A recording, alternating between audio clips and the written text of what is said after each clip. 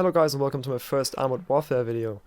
Today I'm going to do a little tutorial for you because many people just don't know how the penetration and ammunition mechanics in Armored Warfare works. So I thought let's take a quick look. Yeah, first of all we've got to discuss the armor of tanks. A normal tank has got steel alloy armor, which means, yeah, it's plated steel. Nothing special about it, it just protects. There are a few tanks, like we can show it. So let's take the T-72 as example. It's the first tank I ran into who had this shit. Well, this one actually. Preview. This is well, wrong model. Screw this.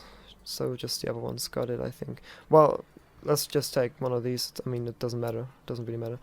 So, explosive reactive armor, which is actually these plates here in the front and say this plates on the side.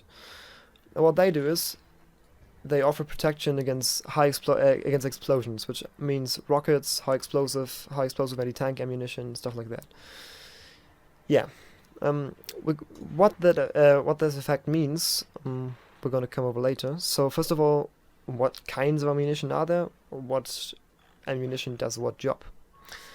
Standard ammunition, anybody knows from World of Tanks, is AP, in this case AP FSDS, which stands for Armor Piercing Fin Stabilized Discarding Sabot.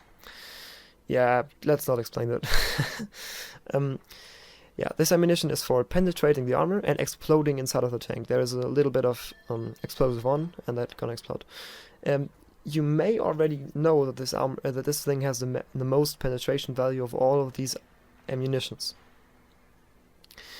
Yeah, that's the reason why you sometimes, if there is a vehicle which is maybe not that good armored, like one of these, you see this overmatch thing and do much less damage than is guaranteed on here.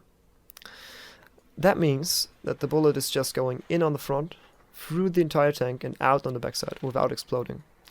That means you're doing less damage, and as thinner the armor is, less damage comes over. So, you think, what can I do now? I want to do more damage. Which ammunition should I choose? Yeah, you see your targets, for example. If you see a recon vehicle like this or a light tank like the Scorpion, you maybe already preload heat. Heat is high explosive anti-tank ammunition. It's got the same penetration value over every distance. It's not that fast than armor piercing. Armor piercing fires, I think, 1,200 meters. Yes, seconds.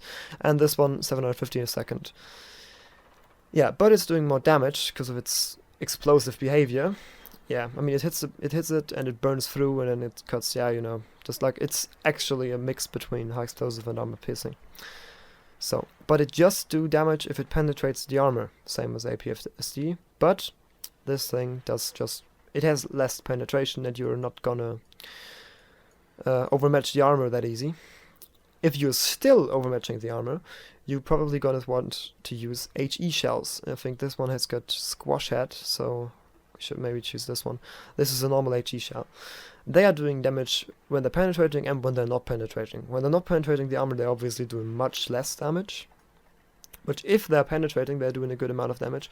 And yeah, you see self, it's got 18 millimeters of penetration. How much armor does this thing have? 15, so you could come through, but yeah, not guaranteed. So the first ammunition I normally load when I start up a match at tier 1 to 5 is heat ammunition. If I start one of 6 or higher, I'm probably gonna use AP. Why? Yeah, that's pretty easy actually, because you don't want to run in tanks with high explosive reactive armor, which I already show you.